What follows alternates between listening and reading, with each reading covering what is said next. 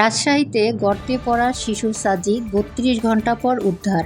রাজশাহী তানোরে নলকূপের গর্তে পড়ে যাওয়া শিশু সাজিদকে উদ্ধার করেছে ফায়ার সার্ভিস। ১১ ডিসেম্বর রাত ৯টায় তাকে উদ্ধার করা হয়েছে। বুধবার দুপুরে উপজেলার পাচন্দর ইউনিয়নের কোয়েলহাট গ্রামে মর্মান্তিক এই দুর্ঘটনাটি ঘটে। শিশু সাজিদ তার মা ও ভাইয়ের সঙ্গে বাড়ির পাশের একটি জমি পার হচ্ছিল।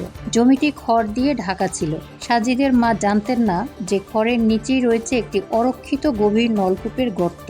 হাঁটার সময় সাজিদ হঠাৎ গর্তে পড়ে যায়। পেছন থেকে মা চিৎকার শুনে মা ফিরে দেখেন সাজিদ নেই। খড় সরাতে বেরিয়ে আসে মৃত্যুকূপ। গর্তের পাশেই নির্ঘুম রাত কাটান সাজিদের মা। সন্তানকে ফিরে পাওয়ার আশায় চলে বিরামহীন কান্না ও দোয়া। ওসমান হাদি গুলিবিদ্ধ।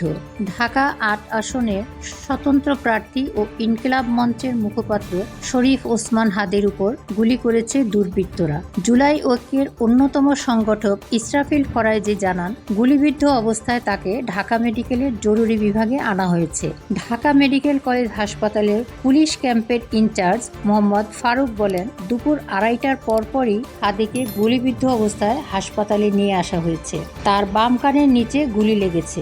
অবস্থা আশঙ্কাজনক। এক ফেসবুক পোস্টে ঘটনার প্রতিক্রিয়ায় ডাকসু ভিপি সাদিক কায়েম বলেন, ওসমান হাদিকে গুলি করা হয়েছে। চাঁদাবাজ ও গ্যাংস্টারদের কবল থেকে ঢাকা সিটিকে মুক্ত করতে অচিরেই আমাদের অভ্যুত্থান শুরু হবে। রাজধানীর ছাত্র জনতাকে প্রস্তুত থাকার আহ্বান জানাচ্ছি।